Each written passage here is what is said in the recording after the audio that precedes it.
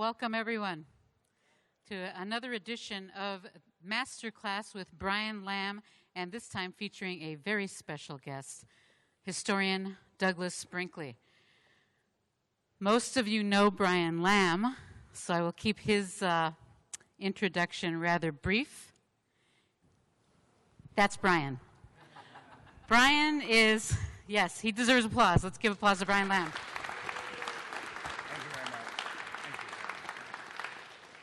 We are fittingly in Neil Armstrong Hall, the Hall of Engineering here at Purdue University. Neil Armstrong is known for many things here at Purdue, across the globe, of course, for what he achieved. He was one of two Purdue alums who achieved the U.S. Medal of Freedom. Who knows who the other individual was? Purdue alum, Medal of Freedom, highest civilian honor possible. Rich, you're nodding. Raise your hand and give me an answer. Brian Lamb. Let's give another hand to Brian Lamb. And of course, we have named our School of Communication after Brian Lamb, fittingly so, and we're very proud of that. We're really thrilled today to have Douglas Brinkley with us. If you did not attend the forum last night in Low Playhouse, you really missed a genuinely moving and spectacular event with the voice of Neil Armstrong filling the hall. It was quite amazing. You can see it. We live streamed it and we recorded it, and that will be made available at the Purdue Institute for Civic Communication website, which is picc.purdue.edu. And so take a look at that. Douglas Brinkley is a genuine historian in a way that others cannot even touch, in that he has deep expertise in such an eclectic number of fields that I cannot cite them all. Doug Brinkley is an expert in the American Presidency, which we're going to talk about today, but he also has undertaken now the space program and Neil Armstrong. And so we just had an amazing lunch talking about that. Focusing on today, Doug Brinkley is going to bring to us his expertise on the American Presidency. We had, in partnership with our friends at C-SPAN and with Richard Norton Smith, another American presidential historian, a bus trip over spring break. Students, are you here? Stand up, please. This is the crew we took with us on the road with Richard Norton Smith. And we had a spectacular adventure going to sites that celebrate Abraham Lincoln, Herbert Hoover, Ulysses S. Grant, Ronald Reagan, Benjamin Harrison, William Henry Harrison, and more. And it was an amazing week. As part of this class, we asked Dr. Brinkley if he would join Brian for an interview just on the subject of the presidency. And so now over to you, Brian and Doug. Thank you. Thank you, Carolyn. Thank you. One of the things that you need to know, first of all, is that this is a man who is a graduate of Ohio State, if that matters. Just factor that in. And Georgetown, PhD. Doug Brinkley made a huge impact on the C-SPAN network back in about 1993.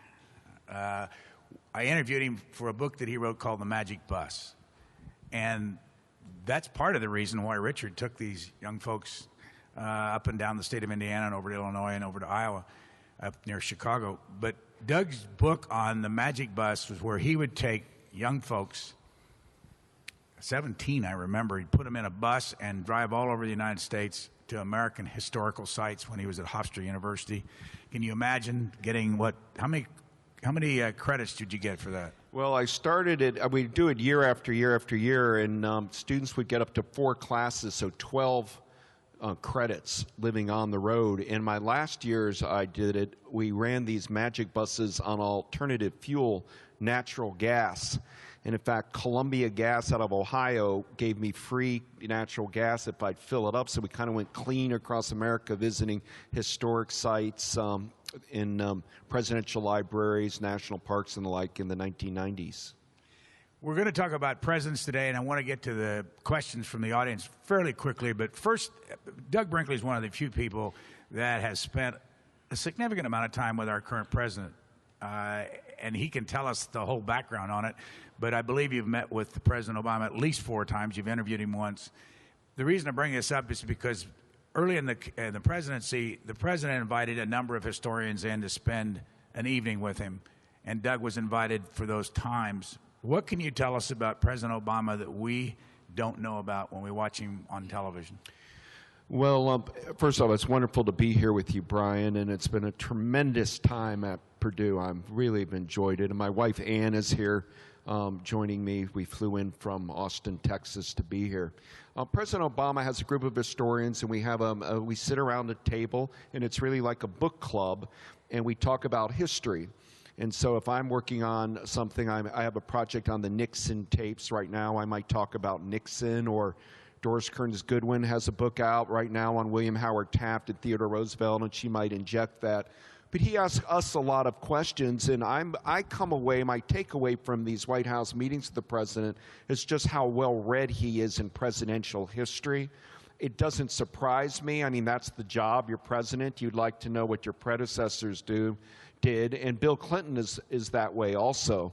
But he really has read most of the seminal biographies. So when he's there with Robert Caro, for example, he's actually read Caro's Lyndon Johnson books. And I get the feeling that golf is his big recreational activity, and maybe right behind golf is presidential studies, or learning, reading about what other presidents did or didn't do right. But if we saw him like you've seen him, would we have a different opinion of him? No, I think he's pretty much what you see is what you get. Unflappable, a lot of self-confidence, comes to the game letting you know that what he knows. He's perhaps maybe a little more with his sense of humor.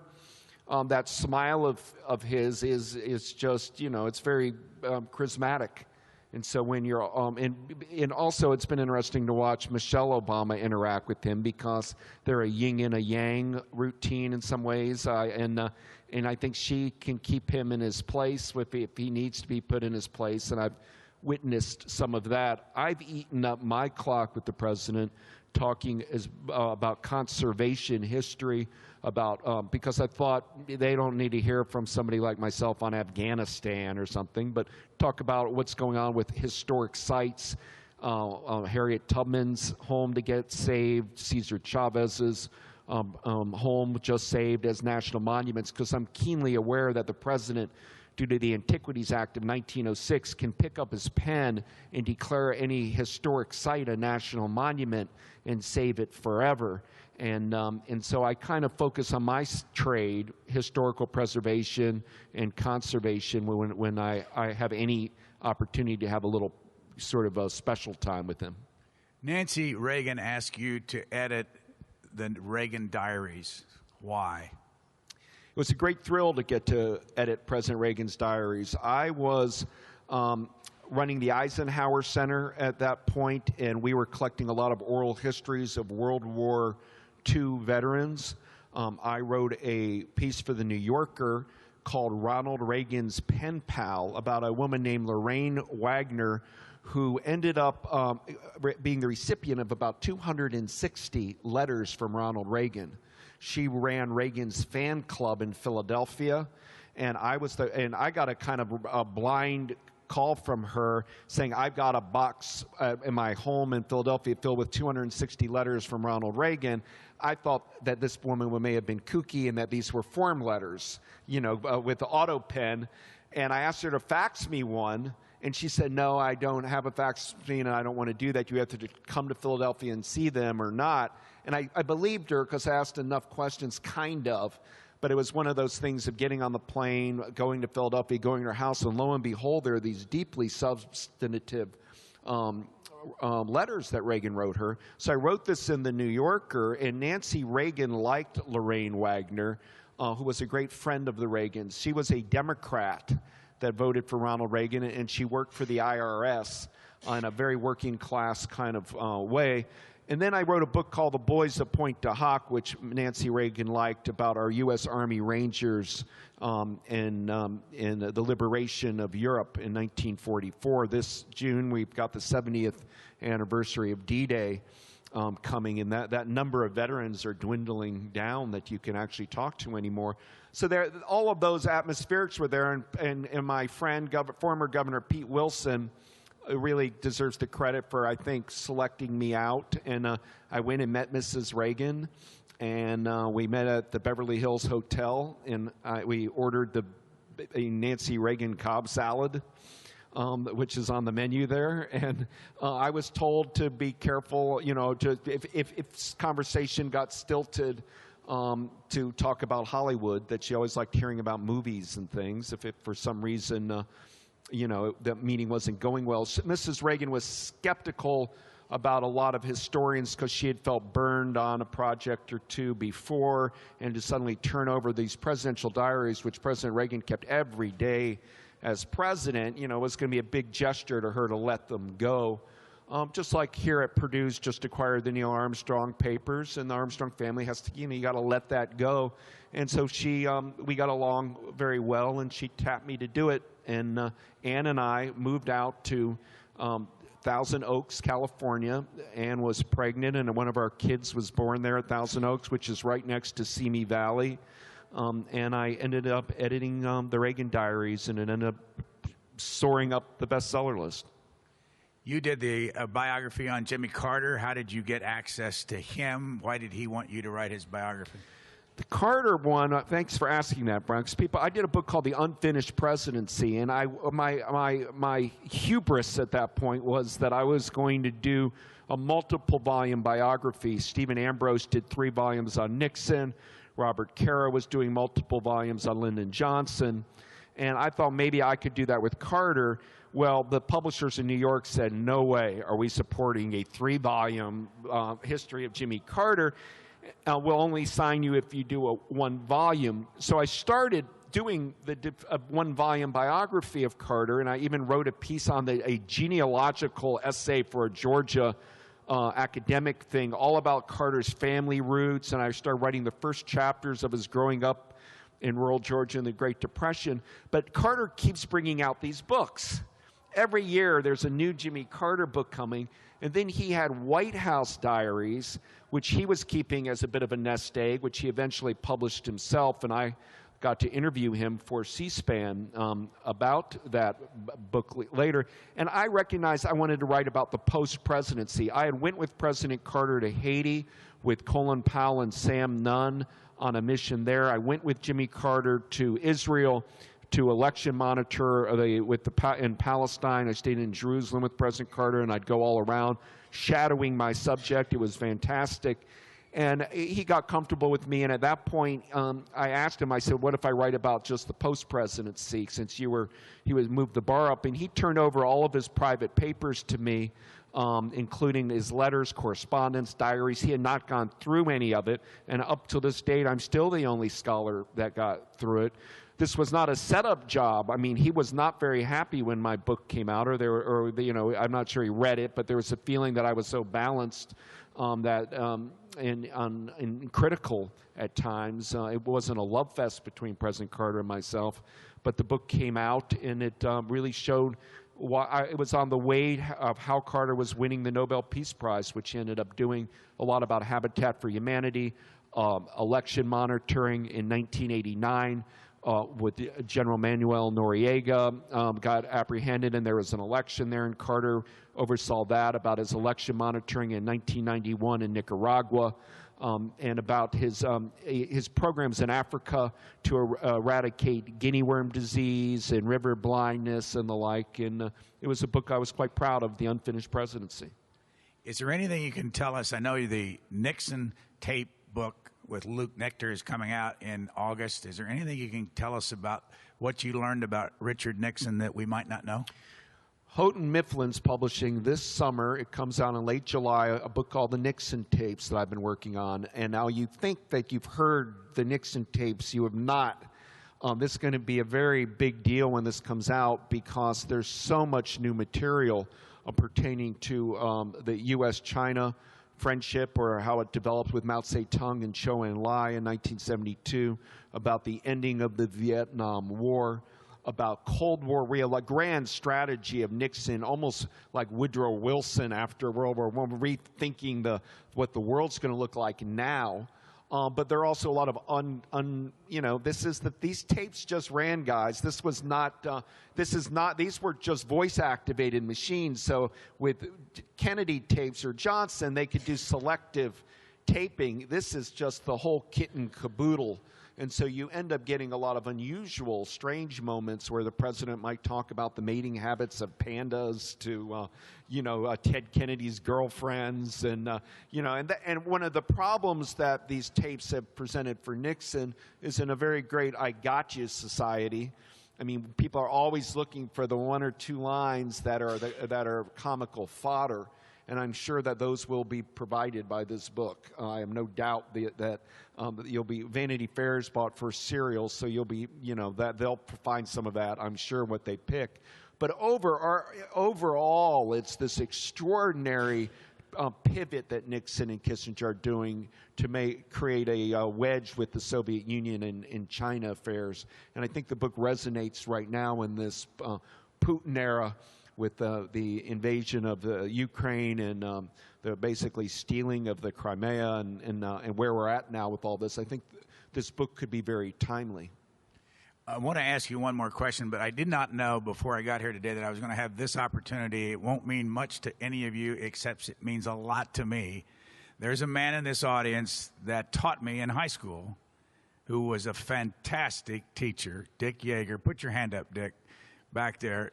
Dick was at Lafayette Jefferson High School, and the reason I bring it up is there's nobody that motivated us at that age, high school age, more than Dick Yeager did. And I want to ask you the same kind of a question, because your friend Dave last night, who came here from Indianapolis that you knew from Ohio, I said to him, did you know that Doug Brinkley, I asked him, did you know Doug Brinkley would end up the way he is and what he's doing? And he said, absolutely, under no circumstances. So I want to know when in your life did it click in, and who was responsible for giving you the nudge? I promise you my mom takes all the credit. My mom was a high school teacher. She was our English teacher at Perrysburg High School in Ohio. I refused to take her class. I boycotted it vociferously. But having a mom who was an English teacher obviously helped me with composition. She really loathed words that were misspelled or mistakes you would make, and I have to admit, I think she had a big influence on that. Also, my mom was a drama teacher, and so my sister Leslie lives in San Francisco and has spent a career as a television anchor personality for KGO, the ABC affiliate in San Fran. And I, as an academic, have always been very comfortable talking like I am now to you. I'm not, I think because my mom made us be involved with plays and kind of forced that forward. And on the other side, my father was also from Clarion, Pennsylvania. And both my parents went to Clarion State College, but my father was a teacher also in social studies, and my dad had a huge love of history. He was served in the Korean War up in Alaska as a ski trooper, and we then had a 24-foot Coachman trailer and our station wagon, and I went all over the country because my dad would take us to historic sites. We religiously, so if somebody says Fort Wayne, Indiana, I've been to Johnny Appleseed's grave. Indianapolis, I would have gone to Benjamin Harrison's house. I'm just picking two right here in addition to the ones you would know, Mount Rushmore, Yosemite. So I really got a kind of all-purpose education in America. And so by the time I went to undergrad at Ohio State, I was partying a lot. I wasn't that great a student. And I really struggled my first 2 years in college. But boy, I was just reading biographies and history books and things like that. It was I never really had a career decision. I always knew I wanted to be a historian. Who's got the first question out there? Need a microphone? Frank, where are you? You promised me. Oh, over here. What's your question of Doug Brinkley? We don't have a lot of time, so fire away. I just want to ask about the reliance of money. With the research that I did, Barack Obama spent $730 million in the 2008 presidential election. That's twice as much of what George Bush spent and 260 times as much as what Abraham Lincoln spent. So my question is, as a historian and scholar, what is your opinion on the increased of reliance of money in order to run for the presidency, and how does this change the government's representation of the American people? Well, thank you. Well, excellent question. I'm concerned about it. I will not be surprised if this next election, presidential, it'll be $1 billion to want to be president. And we'll run it. We're starting already, basically, on a media way of covering these. Well, there's something very perverse about that, and I don't like it. I think there's too much money in the political system. I'd wish it could get reformed, but there's a lot of things I don't like about that are going on in the world. I'm just not quite sure how we do that. The genie's sort of out of the bottle. It's just money, money, money. I'm afraid that may keep a lot of people out of politics, and so it does. There is a potential for eccentric billionaires to run. I mean, you could do a third party. I'll spend $1 billion of my own money to run for, or somebody like the Koch brothers or George Soros on the left. They have such huge influence if you're willing to write these kind of checks for everything in these massive ways. So I worry about it. Do I lose sleep about it? No. I mean, but I do feel that that idea, I still want to believe anybody can be president. Barack Obama certainly didn't come from wealth. I mean, he was a grassroots organizer, a professor essentially, lived basically on writing a book, but he still became president. But the fact is, you've got to be a big-time fundraiser. It's the same for college presidents. You don't get hired to be a college president anymore because, you're real good interacting with the students. You got to go out there and raise $500 million or something like this. So the infusion of money in both education and politics is disturbing, but I'm afraid that's the way it is. And short of a grassroots movement to arrest that, and even when that happens, people will find loopholes around it. Next, who's got yes, Jonathan. Good afternoon, Dr. Brinkley. My question stands towards the Electoral College and reforming the electoral process. So how do you think that maybe a transition from the Electoral College to a complete direct popular election of the presidency would affect presidential policy processes? I think I think the direct election where the winners, the vote tally would be a disaster. It's a disaster because look, we couldn't even recount Florida in 2000 with the dangling chads and all this. Imagine a close election that somebody wins by 200 votes and then you switch it and you find more votes and all of that for one. So I think the Electoral College is here to stay. But a more seminal reason than that is for smaller state representation, for agricultural representation.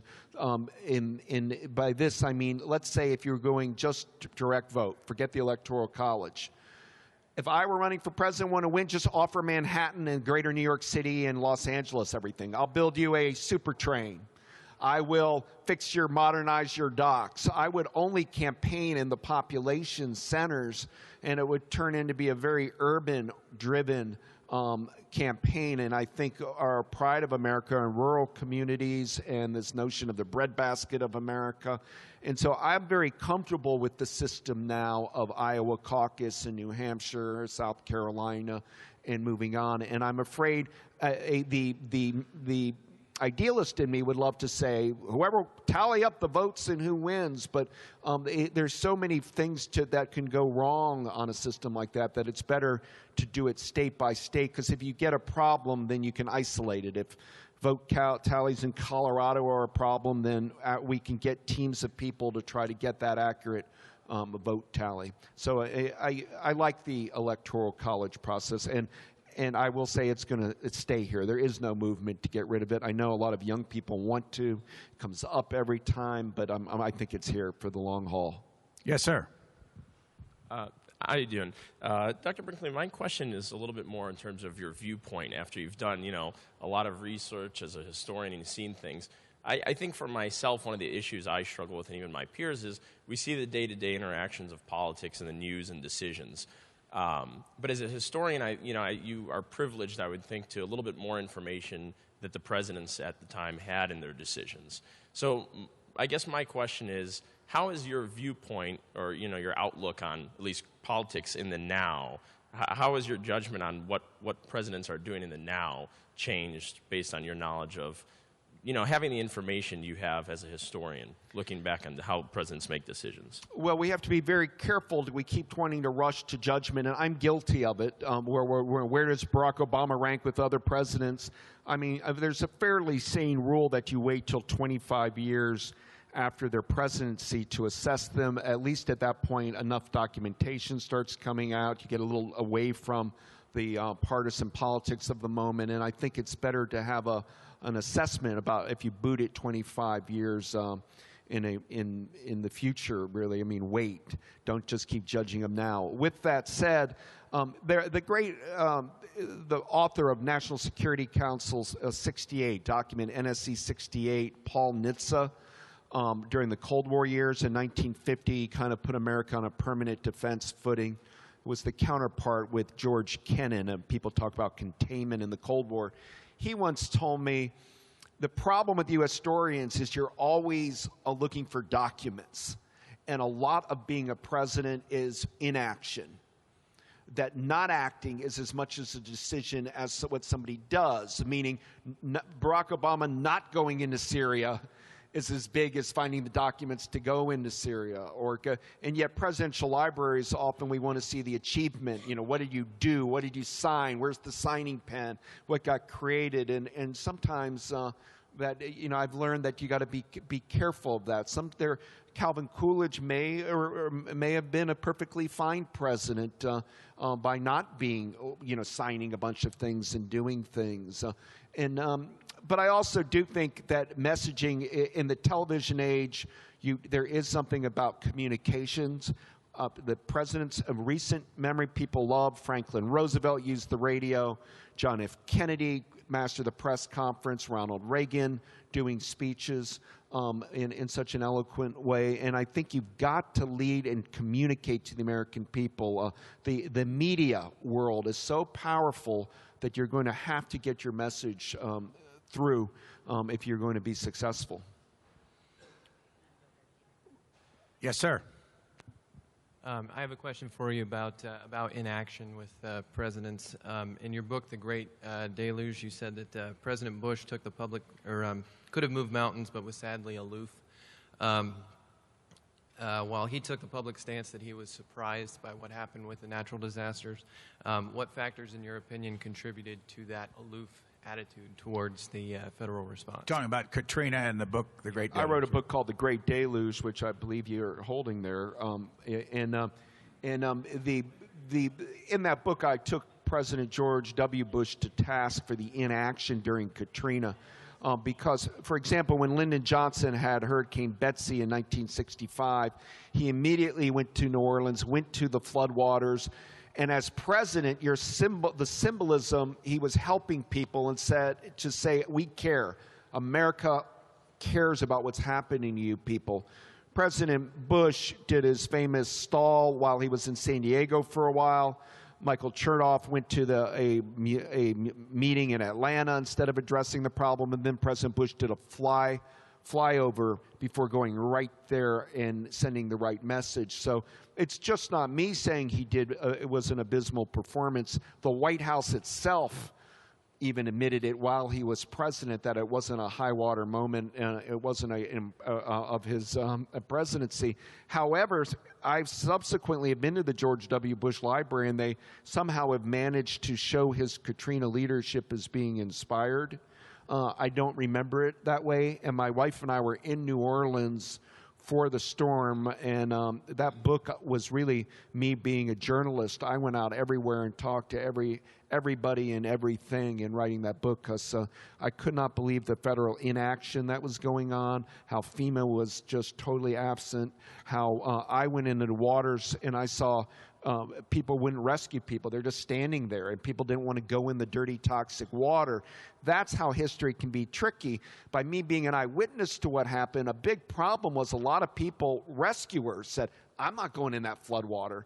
People thought it carried disease, radioactive materials, Superfund sites that had washed around. So a lot of it was people saying, I'm not going in those waters. Yet, because we found out the waters weren't that bad, then it kind of gets forgotten that that was a concern. So you always have to, there's an advantage of witnessing his event that becomes historic, and I certainly was able to do that for Katrina.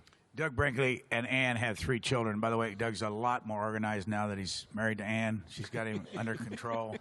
But what I want you to do is tell the audience, you have 3 children, their names, and where did their names come from? Our 3 children, they're all in elementary school, and our oldest is Benton Brinkley, and really named after my love and admiration for the painter Thomas Hart Benton, beyond liking Benton Brinkley sounding good.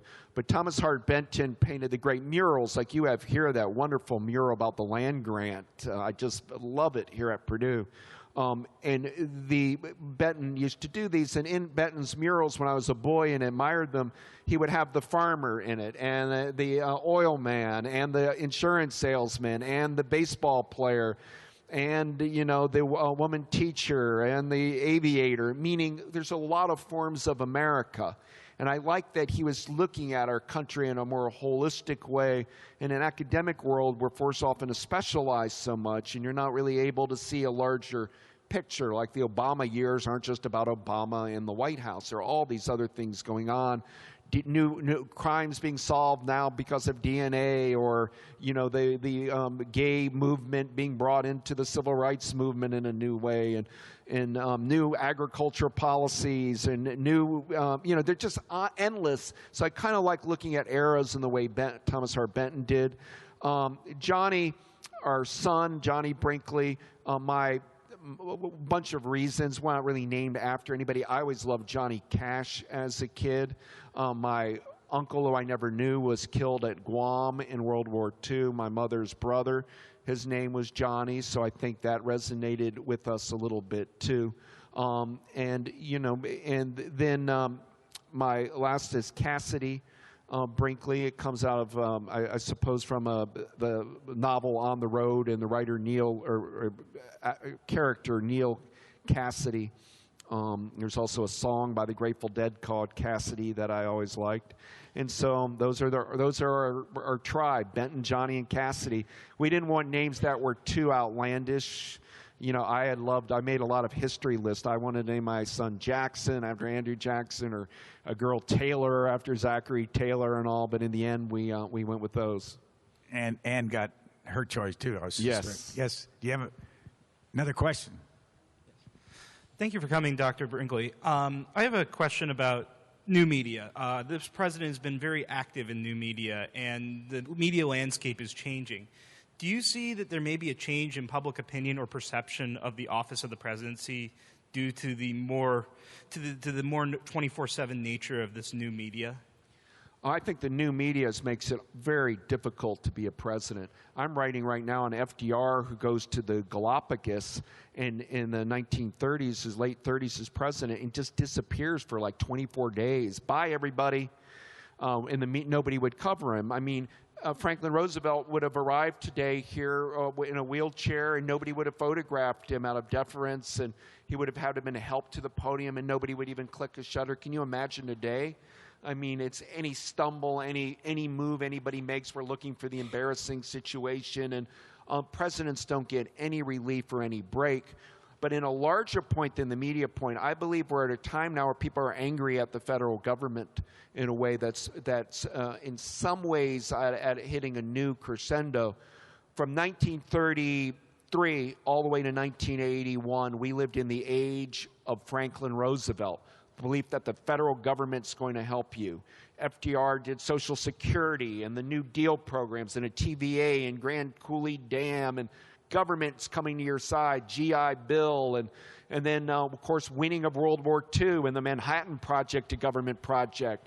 And Eisenhower comes in, and Truman creates the Pentagon, National Security Council, CIA, Joint Chiefs of Staff, Secretary of the Air Force Post. It's government. Eisenhower, the interstate highway system. Biggest public works project in the United States. In world history. I mean, if you want to, people run and spend a lot of money to go to China to be seen at the wall. Why don't you just go to a ramp of a highway here and snap your photo? That's the most impressive public works project in American history, is the Eisenhower highway system. Ike built the St. Lawrence Seaway. John Kennedy going to the moon. Lyndon and created Green Beret and the SEALs. You've got Lyndon Johnson, Civil Rights Act, Medicaid, Medicare, the whole Great Society's federal government. Richard Nixon creates the Environmental Protection Agency, Clean Air and Water. I mean, Jimmy Carter creates Department of Energy and FEMA, and then Reagan. And Reagan's the big political figure, and Reagan said enough. I voted for FDR 4 times, but I wanted to roll back the Great Society. And from 81 to now, there's more of a skepticism about the federal government's there to help you. Instead, what are we picking on? The federal government's blowing the war in Iraq, or not the troops, but we probably shouldn't have gone in. Or Bush didn't act in Katrina. Or Obama is now, spying on us through our national security agency. And so there's a cynicism about government in general, and I think it hurts presidents. I mean, we have just hammered Bill Clinton with impeachment woes, and hammered George W. Bush, hammered Barack Obama. And and not only do they have to endure that, they don't even get really relief. If they take 2 days off, people will carp that they're wasting taxpayer dollars on a vacation. And it's tough being president right now. Do you have a question? Yes. Good afternoon, Dr. Brinkley. I just had a quick question. So you have interviewed with great American figures, and I was just wondering which of those interviews have really stuck with you or personally impacted your life? Well, that's a great question. Last night, somebody asked me who would I most like to interview in history, ever. And my answer was Theodore Roosevelt. But I went to bed last night of a feeling that I maybe made a wrong answer, although that was the first thing that came to my mind. I've always wanted to interview of that, and then I'll get directly to your question. I always wanted to kind of interview General Grant. I grew up in Ohio, and Grant was from Ohio. I always admired Ulysses S. Grant. But when he got older and had throat cancer, and Mark Twain helped him with his memoirs, people would line up. And it wasn't just Union soldiers coming to talk to him, but Confederate soldiers about the Civil War. And to be able to really talk to Grant about the Civil War, I think may have been if I had to really pick on that of a historic person. Of people of today, I recently, while I was here, we played a couple snippets last night of my Neil Armstrong interview. That meant a lot to me. I also was very interested in talking with Bob Dylan, whose music I admire and still admire so much. And Dylan is a lyricist, and so getting to do a cover story on Rolling Stone and having subsequent follow-up meetings with Dylan has meant a great deal to me. Politicians are usually the worst to interview because they're never direct. And sometimes talking to artists like the painter Robert Rauschenberg or somebody like Dylan, their minds go in such interesting places that it's pretty exciting. Kurt Vonnegut from Indiana, I wrote a major story of him for Rolling Stone, and I've dealt with him. He was a friend, and Vonnegut's mind would go somewhere in a direction you would never imagine, and those are great fun people to interview, writers and artists. What about Johnny Depp? Johnny Depp, I know from, Johnny Depp and I just co-edited a book of a long-lost novel of Woody Guthrie, and it's part of my love of folk music and American songs. And Woody Guthrie wrote a novel called House of Earth, and we found it, and we created our own little book imprint within the HarperCollins world, and we brought it out together, Depp and I. We also wrote liner notes together for a documentary that did very well, and we're in constant communication. He's a good friend of mine. What about Sean Penn? Sean Penn, I just saw about 2 weeks ago at his house in Los Angeles. My daughter, Benton, kind of was doing a little bit of babysitting kind of work at an event we went to there, which was fun. Sean's a real activist at heart, and I went with him down to Haiti, and the work that he's done working down there to try to bring some consciousness to the post Haiti with the earthquake and all. He's an interesting guy. I mean, he really is a brilliant actor and activist, and so I consider him a friend also. One of these. Now I've forgotten it. What do you have, Karen? I'll come back to you. I've got another question about somebody else. Rich.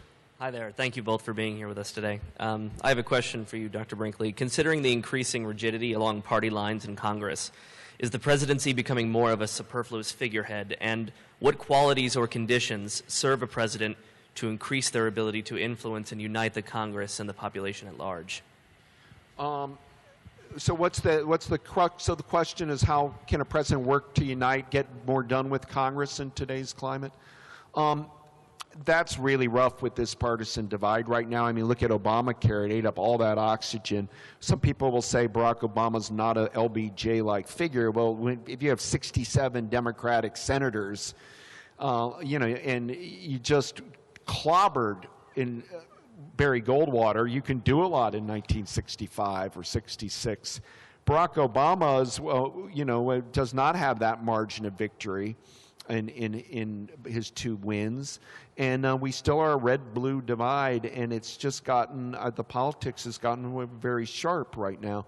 So I don't think you can do magical things with Congress. I mean, you have a Republican Party now that is praising the Tea Party wing by saying, let's not do a lot of stuff. You'll get patted on the back for not doing. We don't need more legislation. We got so much government, let's get it working instead of creating more. And so but I would also say I don't feel we have the leaders in the Congress and the Senate like we used to. You know, when you think of people of like Halleck of Indiana in Congress used to be, or Dirksen of Illinois. We have a lot of people kind of. There's something that culture's broken down because of travel and things. There used to be a culture of Washington where Democrats and Republicans would kind of get together over drink and problem solve, and we don't have that right now. But it's just, again, I'm not despairing about the country. I mean, look at the advances we have in medicine, and look at the beautiful building you're in, and look at our college campuses and how strong they are, and there's so much positive in the United States right now. I get to travel around, and our strength of our country is unbelievable. But our politics are broken right now. It's not, just look at what Congress's approval rating is. That's supposed to be our direct representatives, and we're angry at them. And that anger is very real, and it's for real reasons. And so hopefully some of this will get addressed in the coming decade. Doug is also the literary executor of the Hunter Thompson estate. What does that mean? And for people here that may never have heard of Hunter Thompson, who was he?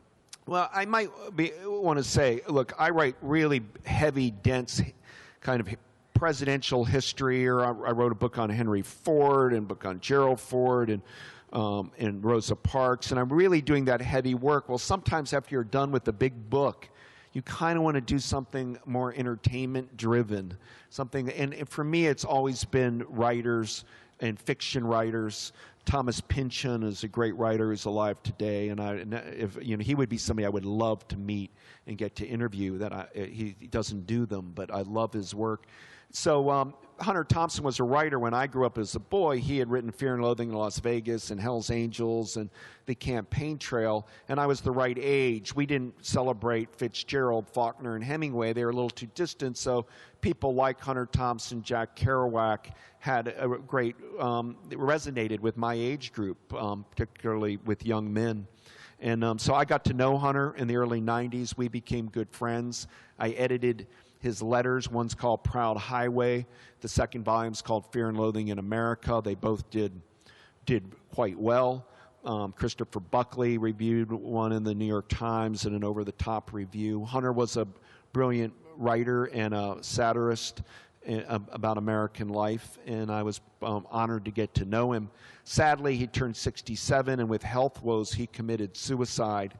And when he committed suicide, in his will, he had me as the literary executor, which means you try to make decisions about his estate with him gone. He has a son, Juan, and his wife, Anita, and so I have to interact with them some, and we try to make some of his works popular again. Johnny Depp recently made a movie called The Rum Diary on an obscure book of Hunter Thompson. But Hunter's like a cult figure in a lot of ways. He had the great American gift of exaggeration of people like Paul Bunyan or Johnny Appleseed. Hunter would just exaggerate everything. And comic exaggeration was a great art form in America, and Hunter was one of our best practitioners of that in his gonzo journalism style.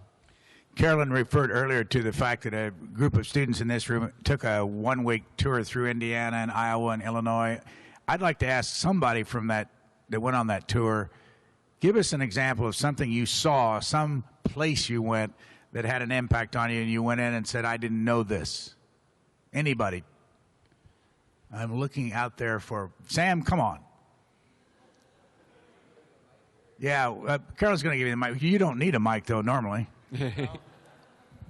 What'd you learn you didn't know?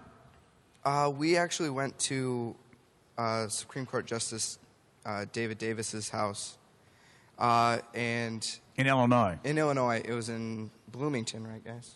I think, yeah. And it was just in a state that you wouldn't believe.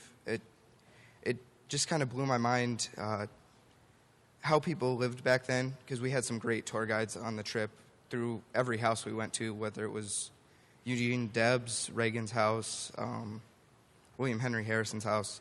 But yeah, just the overall size of David Davis's house. He had monogrammed doors with his initials on it, and I think it was $75,000 at the time, which would equate to $15 million now.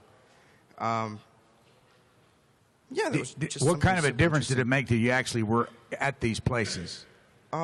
Just having the visual was incredible. Yeah, pictures are nice, but when you can actually see the chairs that they sat in, where they did all their work, where they wrote their papers, is just a great experience. You know, thanks. One of the things that's interesting, like he just said, Eugene Debs, the great socialist, and then Ronald Reagan's house. Though you probably could not get two more opposite visions of what American government life could be, yet you're visiting them both. And I think that's the difference between partisan politics, you know, Fox versus MSNBC, and how can you like this person? And in truth, it all kind of washes out of people that had integrity and that believed in things and that did well. I recently gave a commencement at Allegheny College in Pennsylvania, and, you know, it was just like that. Clarence Darrow went there, and William McKinley went there. And the school honors both that, oh my gosh, they went to our university because they represented American history and American excellence. So I think sometimes those tours are great when you get to, you know, I get asked by liberals, how can you edit Ronald Reagan's diaries? And then people on the right will say, on the right say, how could you have written on John Kerry in Vietnam, you know? And well, because it was they're both important figures, and they're both part of American history. All presidents are important. This notion that we have to, who we write about is supposed to be who we're identifying with. I don't quite buy into that in that way. I could write a book on a president, and you don't need to know whether I think he was great or not great, or am I a Democrat or a conservative, or, you know, it's just about bringing integrity to the job of telling what it was like to be that person. There's a outstanding historian in the audience, Randy Roberts. Why don't we give the microphone to him? You've written a lot about many historical figures in the United States. Did you ever write about somebody that you ended up not liking? That's a good question, and I think any historian, any biographer, and Doug could certainly tell you that, deals with it. And the answer is no. I couldn't imagine working for 3 or 4 years or 2 years on somebody that I disliked every day. It would be like spending every day with someone you don't like, another person. So I found things to admire in every person, and I think that's what drew me to them at the beginning. And like Doug, some were conservative, some were liberals, some had ideas completely different than my own, but I always found them interesting. Did you ever write about somebody that you didn't like? You know, when Henry Ford can be very frustrating because I admired him in so many ways, but his anti-Semitism is so odious that it became very hard to see him as a sustainable hero, even though he had all these other mighty accomplishments. So there are often people that are that have a really dark side to them that you have to confront. And in Ford's case, Henry Ford's case, the anti-Semitism was kind of disturbing, and it made me unable to say I don't want a bust of Henry Ford on my desk because of it. But you also, the curse of being a historian is presentism. I mean, we can beat up on Thomas Jefferson for having slaves. I don't know if you know, recently George Washington, a lot of people are liking more than Jefferson because Washington freed his slaves at his death at least, where Jefferson didn't. But that doesn't take away from my admiration of a lot of what Jefferson did, just because, you know, obviously nobody here in the audience thinks slavery was a very good idea. Another professor in this audience. Yeah, go ahead. I wanted to ask a question going back to your saying that politicians are not very direct. So how do you filter that? You've said that you work a bit as a journalist, but I've seen presidents close up when they're dealing with people they know are covering them and they want to set a certain impression. How do you filter it? It's better to work about as a historian and boot it back a little bit. If you're working on anything that's very close to now, you're really engaging in journalism, even though you might want to call it history, because you're being spun or somebody's spinning you, or you're going to get interpreted at that moment. So there's an advantage of working back in time, not doing as much contemporary history as I've done. The other side of that is, though, I've gotten to see Barack Obama up close. I've been in the White House when he's there. I got to watch how he operates with people. I've got to see him on a campaign trail up close. Ann and I saw him in Maumee, Ohio, and our kids got to meet him and talk with him a little bit there. And I'm down in Houston where George Herbert Walker Bush is, and Bush is going to be relooked at in a lot of ways. He was president 41 for the breakup of the Soviet Union, German reunification, the end of the Cold War, the winning of the Gulf War, the apprehension of Noriega.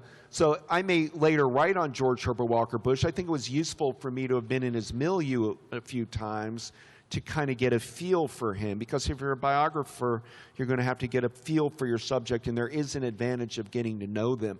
I couldn't have written my book on Rosa Parks if I didn't spend time with Mrs. Parks, because I picked up little things that may not sound dramatic on a public forum like this, but they gave me an insight into her personality, like her thriftness, where she wouldn't throw anything away, and her penchant for clipping things. Just little things you pick up being around her that you can later use to great effect when you're writing the book.